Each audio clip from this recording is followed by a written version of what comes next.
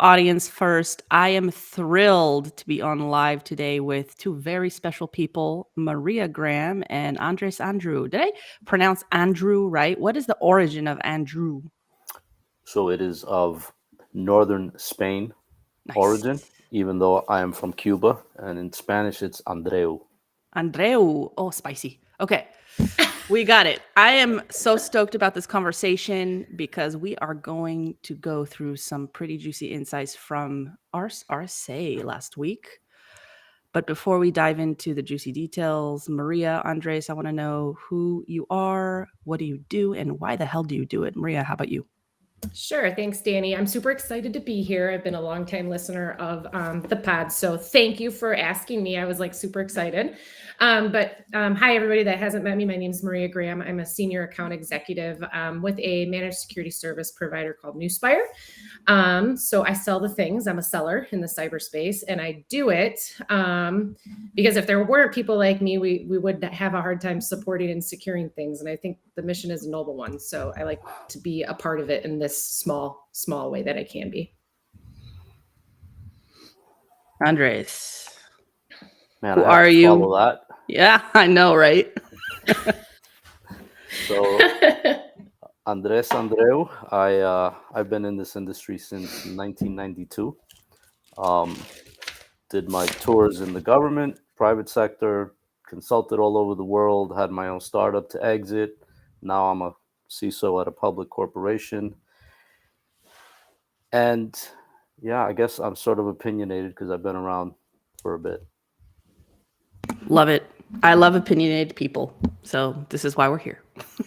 Yeah, Dani's not opinionated at all. Not at No all. opinion. No opinions from her.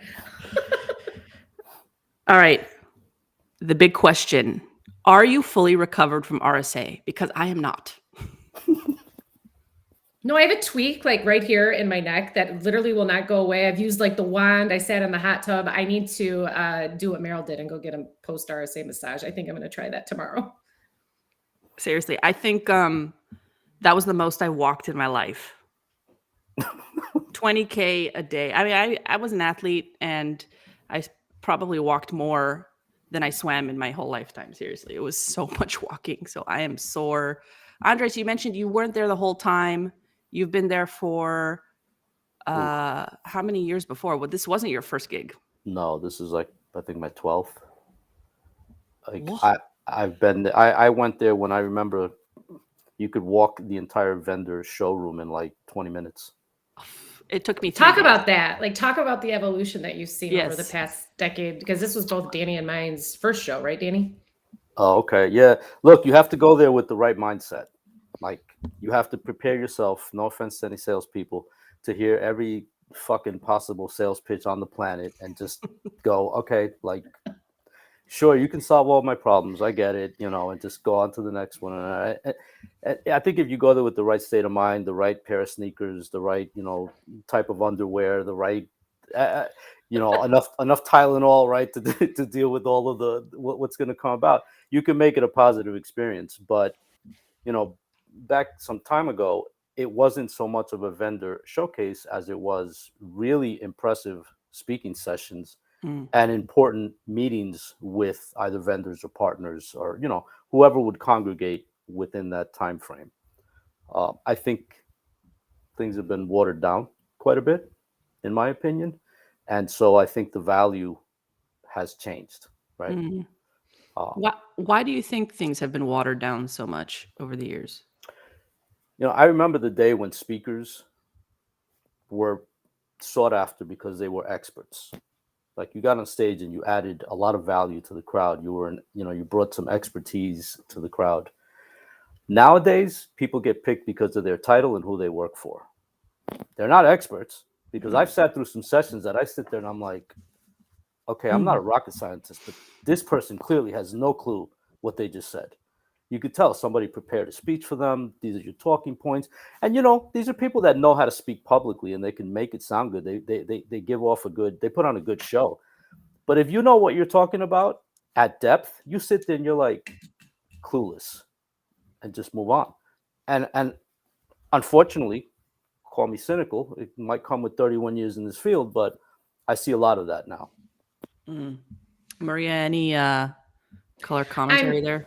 Yeah, I'm just kind of curious too, because I noticed, and I did not know what to expect, except for, to your point, wear comfortable shoes and bring a lot of blister pads, which I did. So my feet were good. I noticed that a lot of the people that and I didn't have a booth. I just went as an attendee. I wanted to see what it was about, meet up with some of my friends that I haven't seen in a long time. But I did notice that a lot of folks that were walking the floor or were going to sessions didn't necessarily, in my brain, as somebody that's been selling in the space for over a decade, they weren't buyers necessarily. And so where were those people? Because I didn't see them in the conference itself. So what are they doing the entire time? And how do you, as a vendor, like if they're not going to the speeches, because those have been, or the talks or whatever, because to your point, Andres, they've been watered down. Where are you going, and where can vendors provide you value while at the conference? Does that question make sense? It does, and I'll give you my take on it. Everybody you see on the big show floors, and even like the early innovator area, those are people that are there for the swag fest.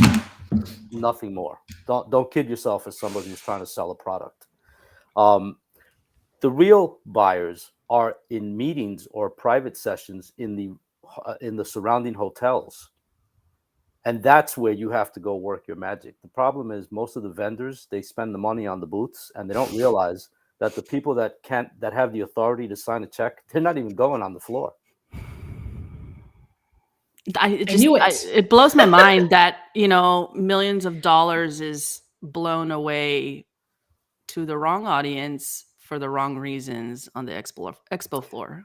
But it's a double-edged sword, because everything I said, understand this other point. If you're not there, you don't exist in this industry. Correct.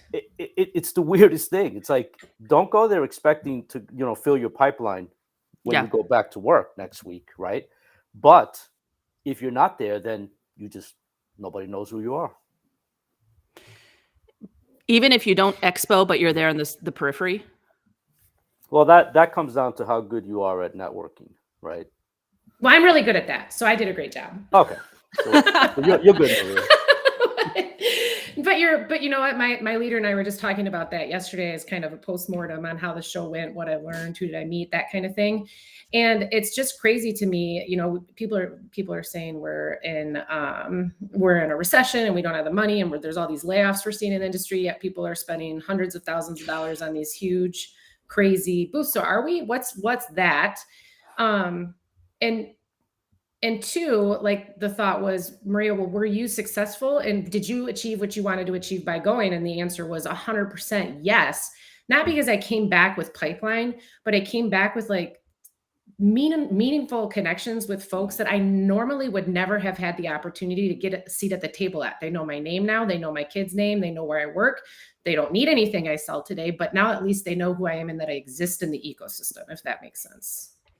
Absolutely. Well, look at Dani and I. We met there, right? Shout out to Mike.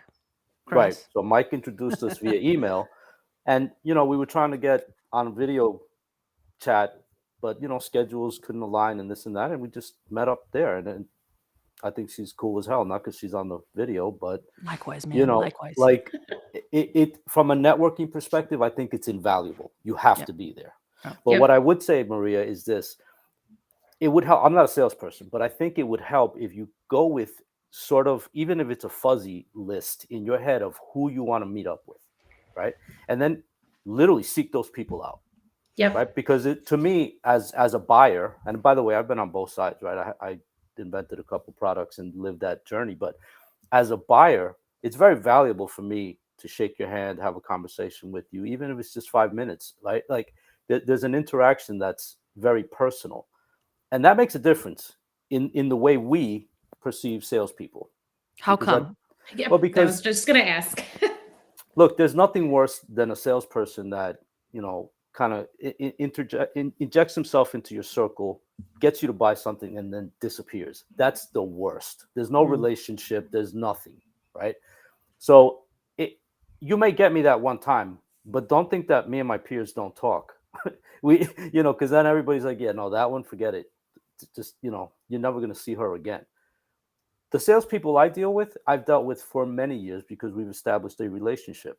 right? I value their perspective, and they understand my perspective when it comes to what's important to me. And so I'll talk to those people anytime. Take a cold call or an email. If I showed you how many I get, it doesn't work. It's just all white noise. Yep.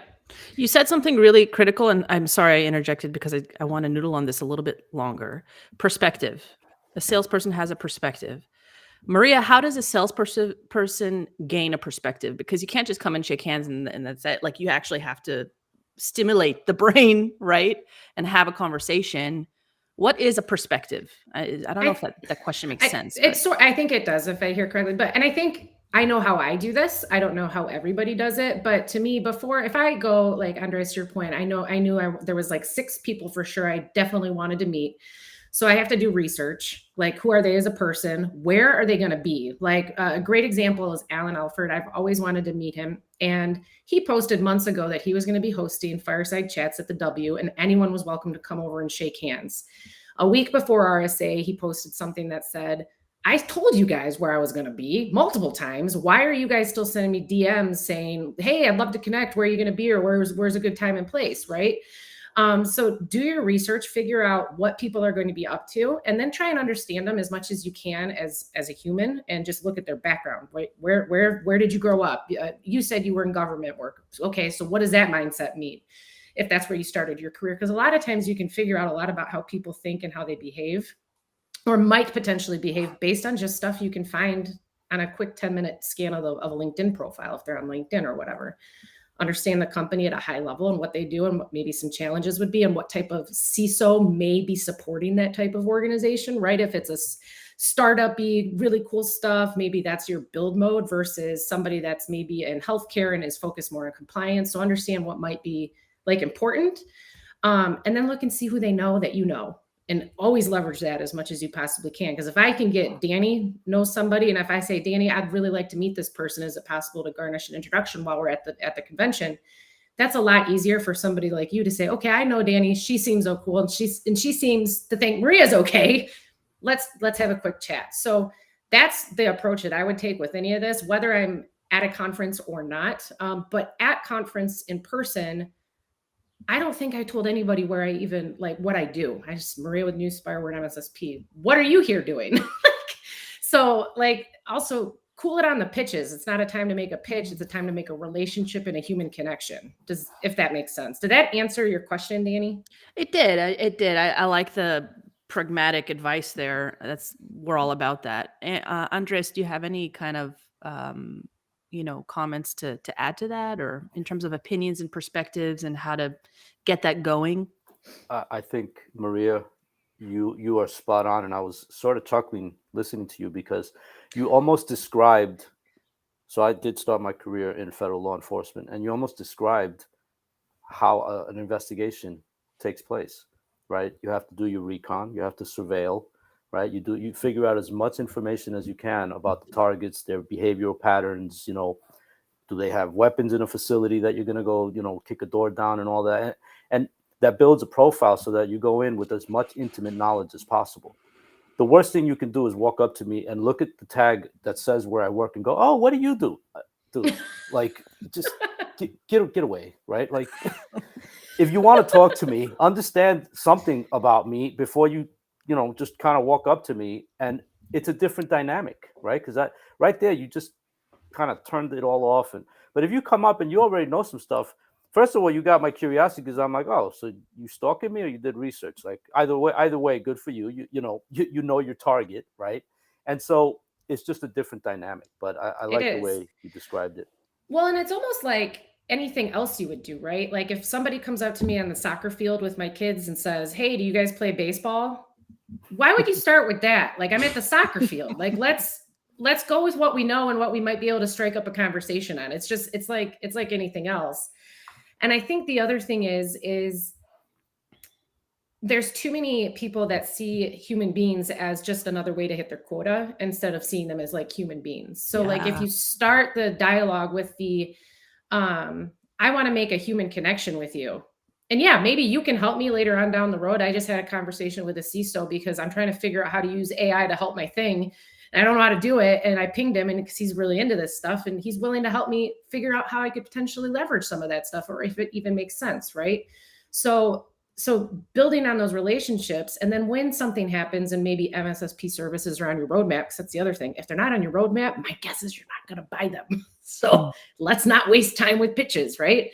But when it does get on your roadmap, if we've built a level of trust and you've done enough research on my company to see that, we're okay and we seem to be doing a good job, then you tell me when you're ready. And it's a very easy and natural relationship from there. And it's not even selling at that point, is educating and walking through a process, if that makes sense.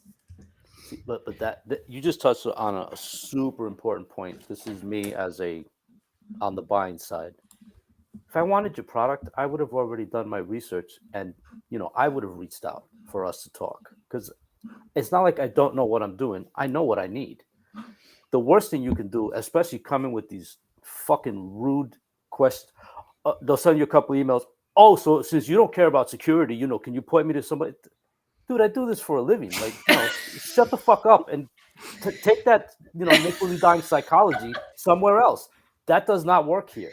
And so, you have to understand that there's a level of tact and human relationship. For instance, let's say you and I establish a relationship right here, and I go, oh yeah, Maria made some sensible comments, this and that. That'll stay in the back of my mind. I may not need your product right now, and 3 companies later, I may, and I'll be like, oh, she was cool. We can talk, right? Mm-hmm. But see, to me, that's far more genuine than you coming up and going, oh wow, what an impressive career you've had. You want to buy my product because my zero trust implementation can solve all your fucking problems. Get the fuck out! You are 100% secure now, I promise. Yeah. Well, and the other thing too, though, is when you do it this way, what I found is, because I still have leaders that I have to deal with, right? And they're like, what's your pipeline? What's your forecast? Blah, blah, blah.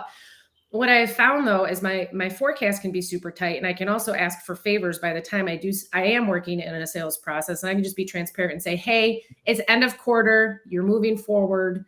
Is there anything, I've helped you this much, is there anything you can do to help me get it in so I hit my quarterly bonus, or whatever the case may be? And it's no longer sales tactics of, well, if you sign by the end of the month, I'll give you a 20% discount, but that goes away in the next month. And it's so stupid. Like, it's, what do I have to do to get this done as soon as humanly possible? And now, because we've established a human relationship, you understand that I have things that I'm trying to do for my career. You can just freaking ask directly, what is it like, what is it going to take? And it's so much easier than trying to play Jedi mind games. May the fourth be with you, by the way. And it's just such an easier, it's just easier than all the other stuff. There's a reality to understanding the way things work on our end. And now I'm going to qualify this before I even say it. Put aside the ivory tower CISOs that have endless budgets and teams of 500. The rest of us mere mortals have very limited budgets.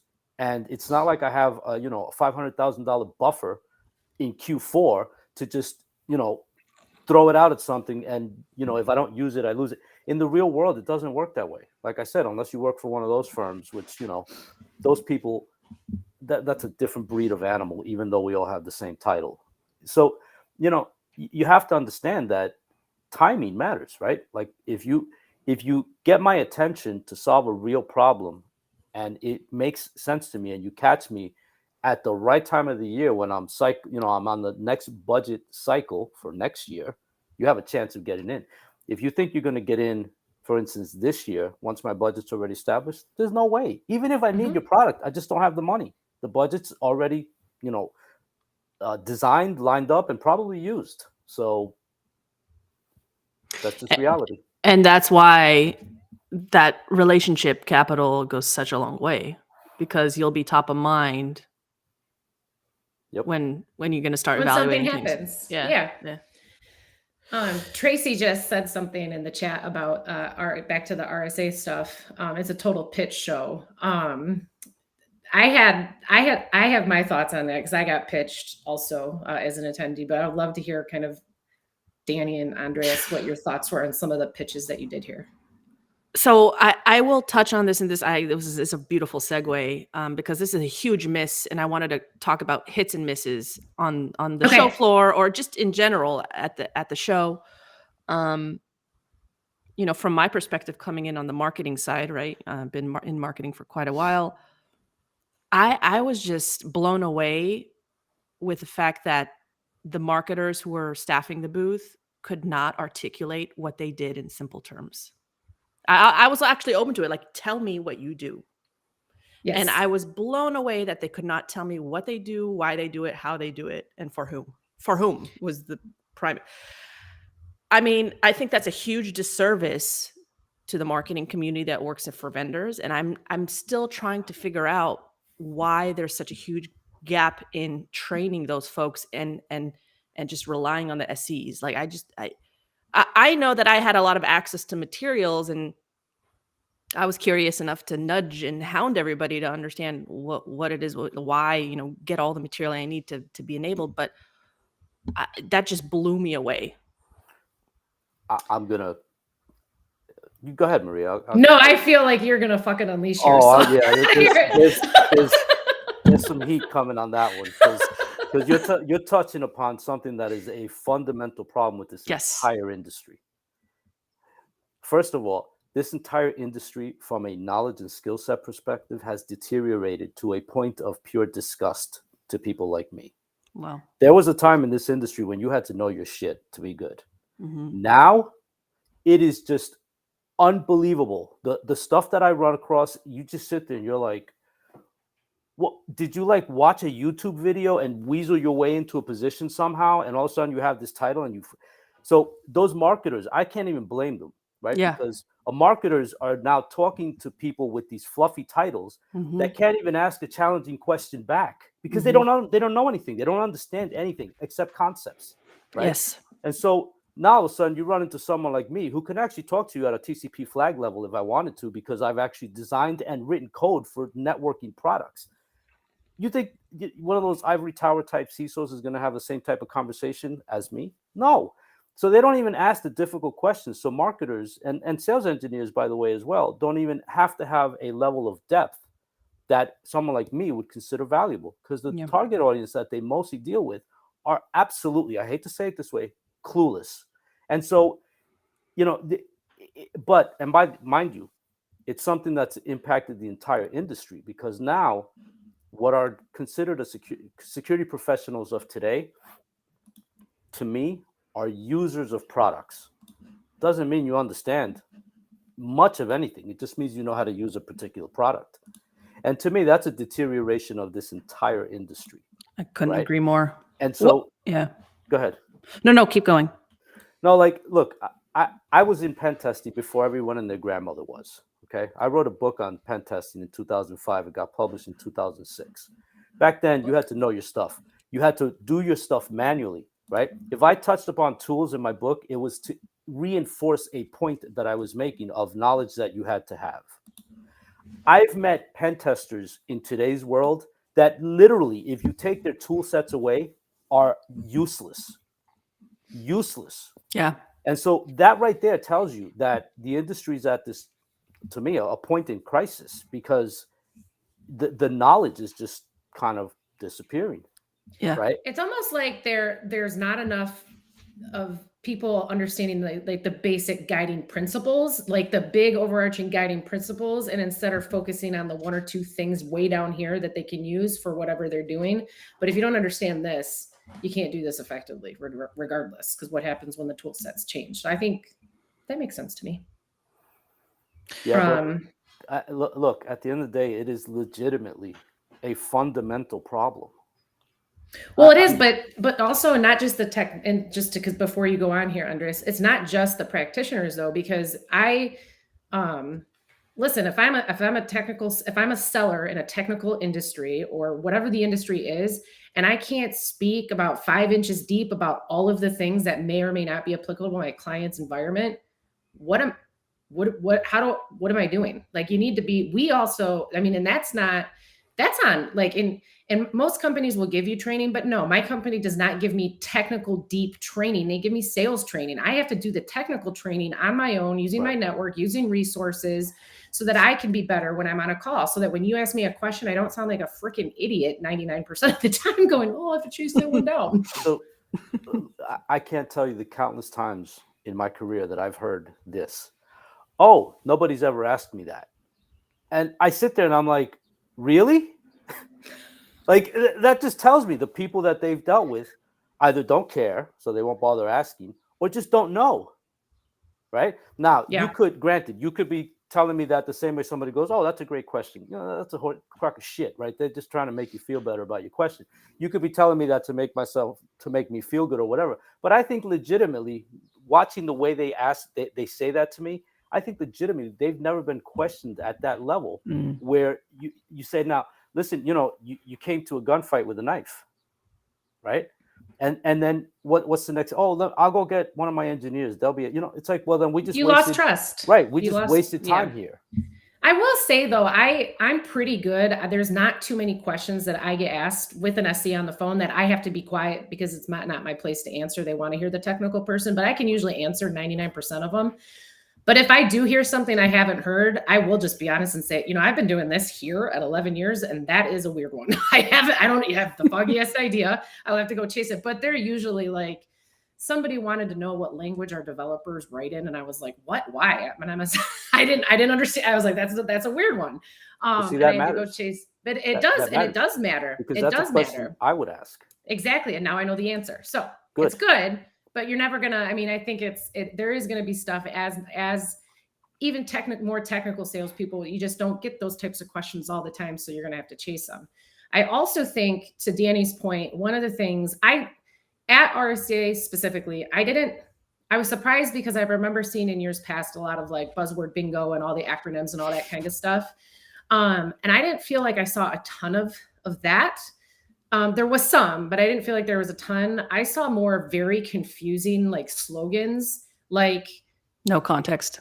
And it was they were super confusing. And so if that is how the company's trying to message it, no wonder their freaking teams in the booth can't articulate what they do in simple. 100%. I found one. That's a huge problem. I found one on the street, and I intentionally went to look for the booth, which, by the way, the booth didn't have that slogan. So it took me a while to look for the little tiny logo because it was in the tunnel. And I asked the lady, I said, what does this mean? Tell me. And she said, come look at my product. I said, I don't want to look at your product. Just tell me in like a sentence what it means. And so she had to tell me what it kind of meant based on how the product worked. And I think that is so counterproductive. But I won't bash here. Yes, I don't think it's her fault. I just think there's a huge gap in expectation, delivery, enablement of folks on the booth. There's just a lot of problems. But some of them are dangerous. Yeah. Like I ended up writing a blog from one of my experiences at this RSA because this person walked up to me and she literally said to me, our compliance solution will make your organization more secure. And I almost lost my shit. I was like, how the hell does a compliance solution make me more secure? Really? Explain this to me. Because I've been dealing with this for a long time. So I ended up doing a whole blog on that subject alone because I got to read it. Totally compliant. And look at Uber. And not secure. Uber has every compliance certification on the planet. And look at how many breaches they've had. Being compliant does not make you secure. You can be secure and not be compliant, right? But my point is, had I not had as much experience as I have, that statement of hers might have appealed to me. And I would have walked down a path that is misleading, in my opinion. So I have a problem with stuff like that because to me, that's dangerous because you take somebody with less experience or less knowledge and they'll fall for that. Yeah. I think another big, I want to go back to the point of being treated like a human. We kind of started talking about it versus a badge scan or a number. And I know that a lot of folks who have been in this industry for a long time, who have been on the floor for a long time, have thick skin.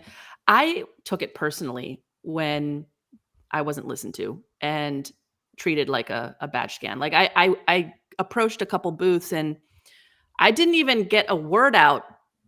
Do you have any questions? I'm just like, I'm like, hi, my name's Dani. What's your name? And he didn't even say his name. He's like, let me know if you have any questions. I'm like, I don't even know what the fuck you do. Like, and second of all, I'm not a qualified buyer. I said, I am not a qualified buyer. Okay, let me scan your badge just in case. I'm like, okay, but please don't email me. I will opt out very fast and I'll be very upset.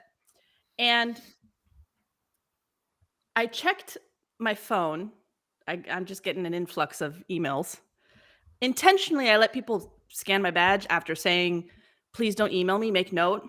And nobody listened with the exception of one vendor, one who actually wrote back. And this is a shout out to Wallarm. The head of product marketing there said, thanks for stopping by our booth at RSA. I've been following you for a while. I'm betting you did not stop by to talk about API security. Hopefully we didn't just stare at your badge and launch into our pitch, but maybe it makes sense for us to have a conversation about your services sometime. That was beautiful. Yes. 1 out of 622, thousands. Because I went to 622 booths. I didn't get scanned at 620, thank God. But I felt like violated. You know what I mean? Like, right. I just want you to know my name. Dani, listen. RSAC 2024 training. You ready? When they say, do you have any questions? You say, yes. What size t-shirts do you have? I don't even ask. I just take it. Yo, give me a large. Did you really go to 622 booths? She did. Yes. For 3. She was so dedicated for 3 days. It was like, she made me tired. Wow. Shout out to those listening, or update to those listening. And shout out to George Comedy, who worked with me to actually, George took half of the floor. So I actually went to 311. We are doing a buzzword bingo analysis. We're analyzing all the vendor booth messaging and showing the gap between buyer expectation and what is actually on the floor, and also mapped against buzzword bingo cards. So we're going to launch a big nasty report. No, it's going to be a really great report that's just going to show all the issues that we're seeing between buyer expectation and vendor messaging and execution. So hopefully it'll help lower the hype, improve and optimize what vendors are doing. Hopefully, again, utopian thinking, but we can cross our fingers here. Anyway, what are some other good examples or hits that you saw that resonated with you at RSA? You want to go first, Maria? Yeah, I liked what some vendors were actually like sponsoring, like more folks like you, Dani, or other kind of influencer type people that have podcasts and are kind of well known in the community, offsite in hotels and suites and lobbies. And then they would have their brand up, and it was kind of they were doing podcasts every 30 minutes or 15 minutes or something like that. But then in between those pods, anybody was welcome to come in, shake hands, say hi. And there was like, I can't remember if there was swag. There was definitely cocktails in a few of them. So you could get a cocktail or whatever, which is also nice. It's because of that reason you don't remember. Yeah, you're probably right. There's bottles of water. There was like nuts, stuff to eat. Yeah, so that, because you're like, I don't know about you guys, but I was freaking starving because anywhere you tried to go eat, if you didn't have plans, it was like a 2-hour wait for a burrito. It was crazy. So I kind of thought that if, that was something I brought up where I was like, well, that would be something I would rather do that than, my company's not a big company. I don't have thousands and thousands and thousands of dollars. So an after party or a dinner doesn't make sense for us because I won't stand out or be able to compete amongst the noise. And I don't think it'd be valuable to anybody because there's already 1,000 of those things. There's like, you could go to 5 of them a night. I liked that idea of finding somebody and supporting what they're doing to help the community, sponsor them to have this area. You're not selling anything, you're not pitching anything, but your brand is there and it's associated with people that are generally good people in the overall ecosystem. So that was one takeaway I thought was pretty unique when I saw a couple of those. So real quick, Tracy just made a comment that I love. The worst is anyone that says they have a 100% secure product. I'm a New Yorker. Absolute bullshit. Right off the bat. We're done. Conversation's over. So, you know what I really appreciated was Broadcast Alley. I thought the conversations that were taking place there during those interview sessions were far more insightful and thoughtful than some of the sessions that were presented. Because they were real. Yes, exactly. That's the word. They were authentic. They were real. Yes. It wasn't, hey, look at me, I'm on stage. This is my title. This is the company I work for. I have no idea what I'm saying. Have you ever listened to a session and you walk away 45 minutes later, you go, that person spoke for 45 minutes. I have no idea what they said. Yes. Oh, yeah. It happens. But at Broadcast Alley, I hung around there for a little bit, and wow, there were some really good sessions, which, by the way, Dani, you need to be there next time. Okay, I had So a big it's- flop. Let's not get into it because she might cry. my co-host might taser me from across the country. So anyway, I didn't mean to hit a sore point. No, I'm you're just good. saying, after seeing this, because this is my first one of these, you would be perfect in that setting. And so Note to self, check. I thought those conversations were just, well, Maria used the correct word, real and authentic. And I appreciated those. And you could even do topical ones, right? So this 15-minute pod with this CISO, we're going to talk about generative AI because that's a thing, and then the next one we're going to talk about blah blah blah, whatever. And you just cycle through. And if you're somebody, I think that's awesome. Yeah, but I guess what I'm trying to say, I felt those conversations were not the speaker, for instance, trying to show how smart or brilliant they are. Nobody gives a shit. Like they were talking about real issues that impact the majority of us in this industry. You know, I think once somebody gets up on stage in front of 200-300 people, it's just such a different dynamic, right? Now you're not trying to add value. You're just trying to make yourself look a certain way, whatever. Like, you know, but I thought Broadcast Alley was really a really positive part of the whole thing. Me too. All there right. was a few. Tracy asked which booth stood out the most. I had a few, Tracy, that I thought were unique. One of them I liked because I thought it was creative. Was a company called Optics. They had. Did you see that one, Dani, or was that George's? I don't remember. Yeah, I got a cape for my daughter, so she was pretty excited. They just did their swag wasn't just junk. It was actually sourced from a local like comic book store around the corner, a small mom and pop shop or something like that. And then they had this nerd wall with really cool prizes, and you could spin this wheel and you only got one spin for your badge swipe. But what I thought was unique about, like, they really kind of thought outside of the box. If you wanted another chance at the wheel, and again, there was like PlayStation, there was all sorts of sweet stuff in this prize wall. You had to agree to sit down for 10 minutes with them in a separate area that they had to sit down and just learn about their company. You had to agree to do that, and you got another spin. And I've not seen that before, so I kind of thought it was unique and creative in terms of getting people to engage with you while in the booth, and then making sure that they've got the right people to be able to have the conversation. It wasn't people that were 1 inch deep. They were able to actually get into the weeds on the technical stuff if they needed to. So I like that one. Yeah, that was my 2 cents. I will add on for Optics. One critique is the cold coffee.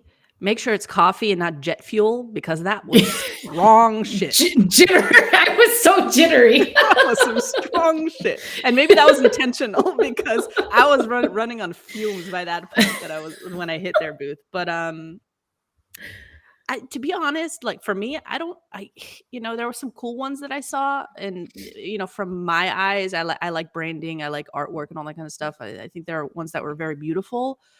But to me, the booths that stood out the most were the booths where I knew people and I really liked those people. That was what resonated with me. And that's why I remember those booths, not because of something particular that was flashy or something like that. But but I will save it for the analysis, because I want you all to read it, to come back and read that. So I did, but I hit the floor a little differently than most people. There's this funny moment as you walk by any booth where if you make eye contact long enough, they try to suck you in, right? So I have this little technique where I know how to walk, use the peripheral on both to see which vendors are which, and I just keep walking. And nobody tries to pull me in. It's the funniest thing. I do it all the time. It's hysterical. And so I know who I want to talk to before I go there, right? So I'm not looking to have endless conversations. I get bombarded with endless emails and calls as it is. I just don't. I'm past that point in my career, in my life. So I just, I go to the exact booths that I like to, that I know I need to speak to. But what I like to do is go to the early stage, the innovative companies. I think they do 20 companies now. Used to be like 8. that's where, to me, it's a little more fun, because you kind of get a good sense of where these companies are early in their journey. And I've been there, so I can appreciate that stage. I just find those conversations to be more real, because you're talking about technical problems that they're trying to solve. They don't even have a product to sell you just yet, most likely. And they're excited. Yes, they're at that point where, I'm not trying to hit a quota. I am trying to talk about a technology problem. Most likely the founder is right there. And I find those conversations far more dynamic and just enjoyable. You mentioned technology problem, and I want to noodle on this one for a little bit. Technology problem, huge, and we talked about it a little bit at RSA itself. I was speaking to some folks, some buyers, about integration problems, about saturation of tools, about we talked about defense in depth, but there are still a lot of issues with integration, with tools talking to each other because they're competitors, with tools and different product lines not talking to each other within the same company. So can we unravel that a little bit and like talk about what is the main pain there for you with regards to issues like that? So the most overt pain is that I don't need to go to 25 dashboards to get a collective set of results for my entire ecosystem. And the problem is that a lot of these products sell point solutions. They solve a specific problem and they give you a dashboard to represent their data, not realizing that that is entirely disjointed to someone like in my shoes, where my ecosystem is pretty big and complex. So all of a sudden, yeah, I'm interested in the way you solve this problem. But, for instance, when I'm getting ready to present metrics to the board, I have to go to, like, I don't know how many dashboards before I can get something meaningful. 20. That is that's painful, right? And I think a lot of vendors, product vendors, haven't come to terms with that, because they're busy solving their own, building their own solution to what they perceive to be your problem. But what I just mentioned is a problem in and of itself, right? That unionization of results from all these disparate tools is a gap that exists in this industry like none other. And now, if you're, like I said, if your ecosystem is large and complex enough, let's say you have, 15 decent sized tools deployed, that's 15 dashboards that you're going to go look at. Yeah. That's not effective. I feel like, is there not some kind of solution for this? It feels kind of. Yeah. I've talked to a few. I've talked to a few people that claim they have solutions, and I've seen a couple that seem promising, but I can't tell you that I've run across anything yet that I go, I will buy that right now because it solves my problem.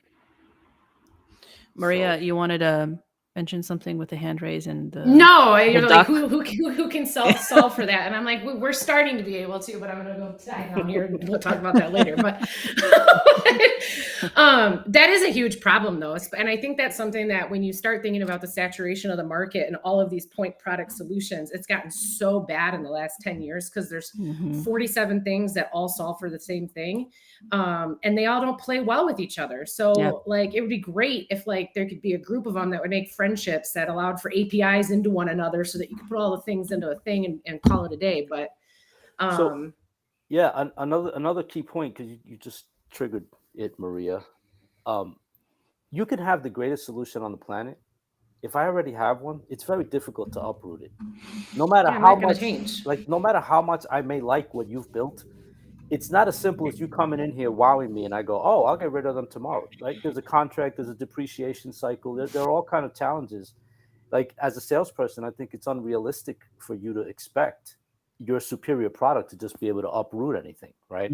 I just wanted to throw that out there because you said something that kind of triggered that. Well, and it's also ridiculous to, as a salesperson, assume that the product is superior. It doesn't matter. It doesn't matter where it's at on the quadrant. That none of that stuff matters. Is the one that you're using solving the problem that it went out to solve, then yours is no different, no better, and not special. Period. Wait, they're not all special? No, they're not. Oh, Maria.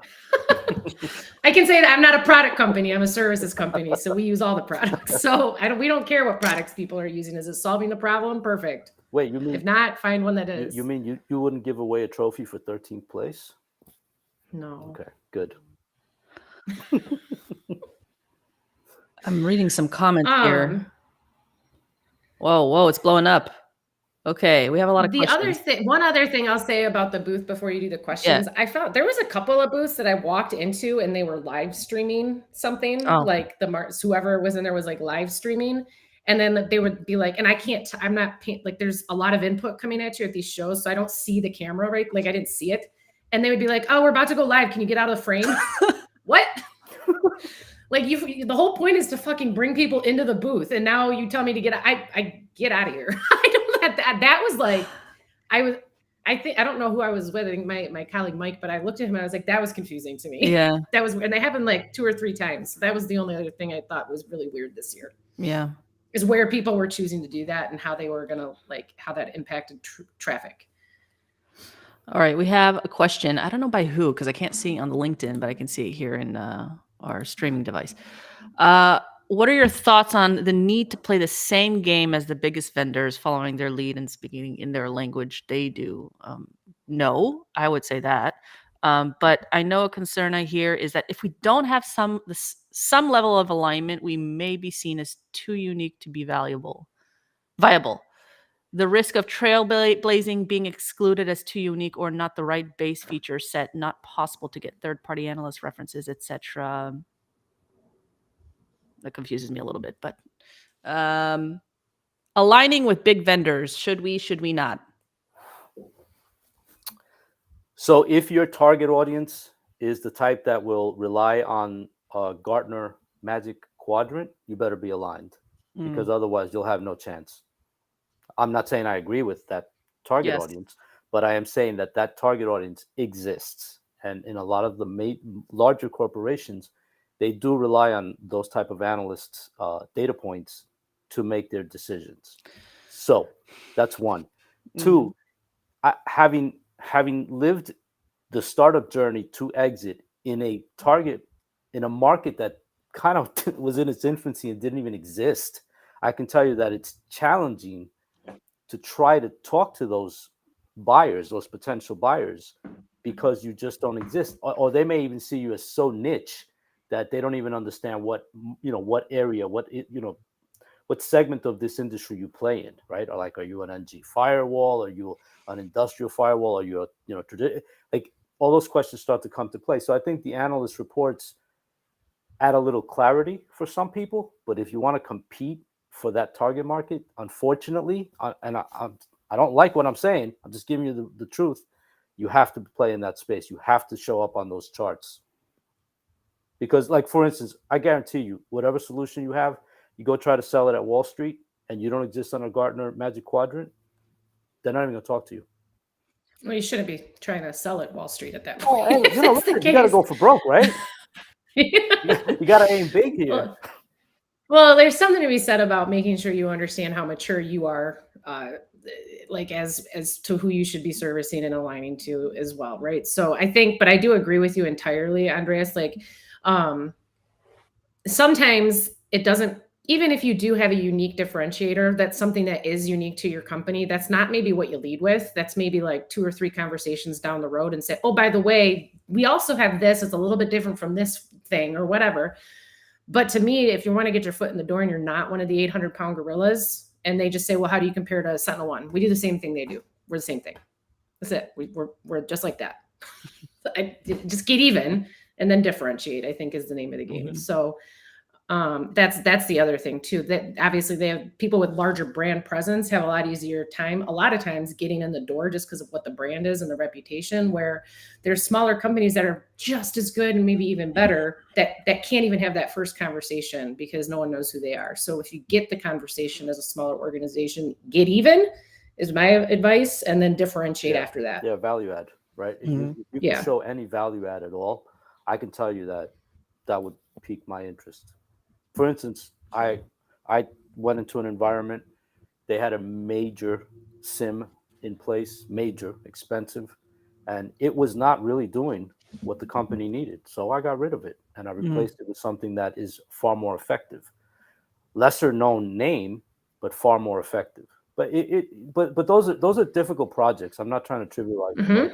But, you got to have what I call the testicular fortitude to take those, to tackle those projects, because a lot of people, no, it's true. A lot of people will look at those projects and be like, wow, that's going to hurt. It's going to cost. I don't have time. Da, da, da. I try to do what's right for an environment. And so to me, even though you're a big player, you may not be meeting the need of an organization. Like, I don't care what your name is, but Okay, we're headed towards the end of time. I mean, we could go all day. I'm happy to do part 2, by the way, if you guys are up for that. But Yes. before we head off to our day, is there anything you'd like to impart on the audience today before we go? Yeah. ladies first. You go first. No, ladies first. Okay. All right. I don't know about lady, but okay. What would I like to impart? I think the biggest thing is, as it pertains to RSA and the experience that I had there, here's what I can tell you. I got to meet people for the first time in person that I've only known virtually, Dani being one of them, a bunch of other awesome folks that have kind of formed this really tight friendship, like that I wake up to 65 missed text messages from on the daily now. And it's become a place where it's a safe place for us to bounce ideas off of each other, but it wouldn't have happened without meeting each other. So when you have the opportunity to go to these things, reach out to the people you've networked with and try and build that community. I think that was a huge takeaway for me.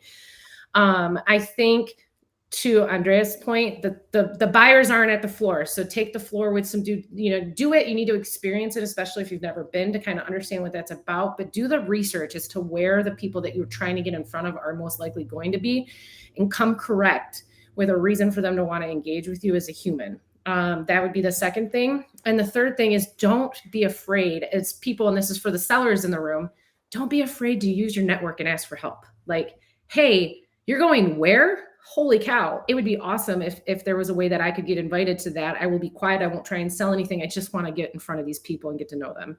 Don't be afraid to ask that. And if you're not an asshole, most likely people will say, sure, let me see what I can do. So also, when you go to these things, be nice. Don't overdrink. Don't get drunk and be a sloppy fool. There was a lot of that I saw that was kind of disheartening. And don't be a dick. And then when you get back, you're going to have relationships that are going to help with, all of the things that you're trying to do in your own career as a seller. That's what I would say. I want to echo all of that. And Andres, I'll let you have the last word here, but I do want to echo on and ride that wave there. Come ready to ask lots of questions, because there's so much value in having a feedback session or an interview, or just extracting as much insight as possible in person versus virtually, like in these kinds of sessions. I've been doing this for over a year now virtually, and RSA was the first time I actually really got to go and have feedback sessions or ask questions in person, and being able to kind of read the room, read body language, just have deeper connections in person is so much different than doing it virtually. So you get so much insight in person versus virtually. I'd say any marketer, salesperson, and even practitioner, come with open-ended questions, come ready to soak up information, jot it down on or use voice memo to remember what was said, and go. Like, don't skip it. Go to RSA, go to these events. I was like, no, I hate San Francisco. I don't want to go to RSA. And then Chris was like, no, you have to fucking go. I'm like, okay, well, okay. And that's why I missed Broadcast Alley, because I didn't know all these things. I didn't even look at RSA. I was like, no way. It was the best decision of my life to go, because it changed things up so dramatically. And now, like, I'm thinking about audience first in a different light. I'm thinking about the way I interview in a different light. And so just go. Love it. First of all, I want to send a shout out to my friend Avi, who just made a comment there. Haven't interacted in a while, but love the dude. So, Dani, first of all, had you not gone, we would have never met. So that would be a problem. So I appreciate you being there. Look, that's what it's all about. You go to these things and understand before going what you want to get out of it, right? Like, for me, I make sure my calendar while I'm there is literally jam-packed, because otherwise, what's the point of, incurring the expense and taking the time to go there? I make sure I meet plenty of new people, right? Have what I consider to be meaningful conversations. And for the love of all that is sacred, if you don't have something good to say, don't get on a fucking stage and start talking. Just shut the fuck up and let somebody with depth of value get on a stage. Like, seriously. Listen, I spoke on a panel not too long ago where one of the other panelists, as the takeaway, you know what he said? Yeah, cybersecurity needs strong executive leadership. That's your fucking takeaway? Like, and this is a person with a really high-end title for a high-end company, and I thought, wow, this guy's gonna drop some serious, knowledge. That was what he said. I just sat there and I was like, okay. Anyway, go there, jam pack your schedule, put yourself out there, meet tons of people. I'd hope you don't get as drunk as what Maria encountered, because that just doesn't lead to anything good. But whatever, if that's your thing, go for it. Like, Dani, I drink about 16 shots of espresso a day, so I got to go find that booth you were talking about. Nothing is strong. Sure, Alicia would be happy to hook you up with the brand name. It was strong. So that's my advice. I mean, just make a freaking week out of it, but come away with something, right? New people, new experiences, new knowledge, right? Some vendors are solving some really good problems and they're doing it correctly. Mm-hmm. You should learn from those. So I think there's still value in going. Yeah. Well, and then ride the wave too, because like you said, Andreas, if you wouldn't have gone, you wouldn't have met Dani. But if neither of you would have gone, I wouldn't have met you. So and then it continues, right. And this thing continues, and the wave keeps going. So it's good. And if anything, you come home with some pretty cool swag. I'm rocking bare knuckles and brass tacks right here. Nice. I'm rocking some Sentra socks right here. I love it. I came home and my wife's like, what the hell am I going to do with all these socks? God, I'm going to dye so many socks. Hey, you save some shopping money. Yeah. I mean, I'm ready. I'm good for half a year. Got pajamas, shirts, everything. Lightsabers. Which I wanted to bring on the call today. I don't know where they are. Anyway, appreciate all of you. Thank you for joining. You're always welcome to the show. We can do a part 2 if you want. Folks, if you want a part 2, drop that in the comments. We'll figure it out. And worst comes to worst, we could just riff on some cool tactics and shitty tactics too. So that's always fun as well. Thank you so much again. Yeah. Thanks for having us, Dani. This was fun. And Andreas, it was so nice to meet you. Yeah, great meeting you. Great seeing you again, Dani. And thanks for having me. And for all the people that are commenting out there, that was nice and interactive. I like it. Yeah, me too. Thanks for everybody that came to the live. I love that Dani switched these into the live format. I think it's super valuable. Amazing. All right. This has been another episode of Audience First.